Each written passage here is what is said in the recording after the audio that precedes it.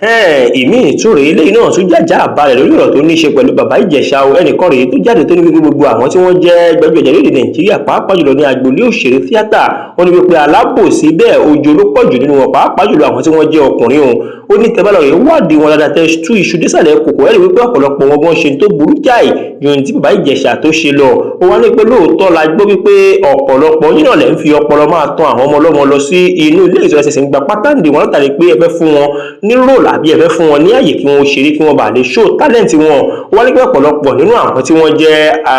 òṣèré onítíátà náà ni wọ́n jẹ́ aláìlójútì ó nítorí òun rí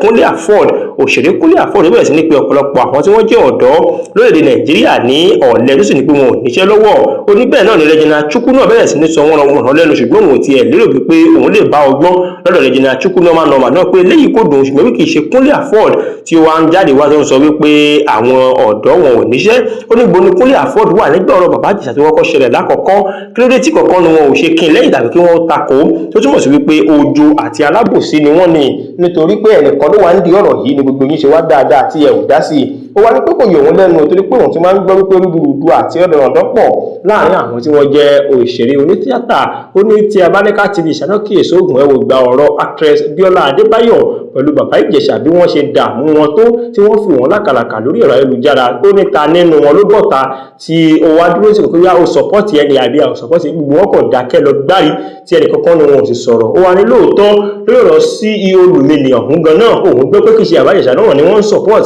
bí kì í ṣe CEO Lumini torí aṣọ ọ̀fẹ́ tí wọ́n ní pé ìyẹn máa ń fún wọn ló fà á tí wọ́n fi support CEO Lumini. Ó ní ẹ̀wọ̀n rí wá rí wípé àgbàyà àti ìyàn dáadáa gbà ló pọ̀ jù nínú àwọn tí wọ́n ń ṣe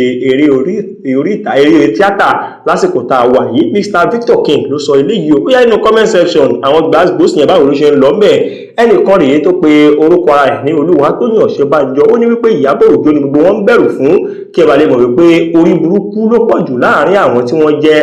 olórí tí wọ́n pẹ̀lú àwọn olórí nídìí iṣẹ́ tíátà ọ̀hún. Ẹnìkan ní pé congratulations to bàbá Ìjẹ̀ṣà pé lẹ́yìn eléyìí pé ìbejì òun náà ló túnbọ̀ pé aburú ò ní ṣubú lùgbà wọn tó lè gbèrò aburú náà ni wọ́n forí kó nǹkan wọn o. Ọmọ ọba adé ní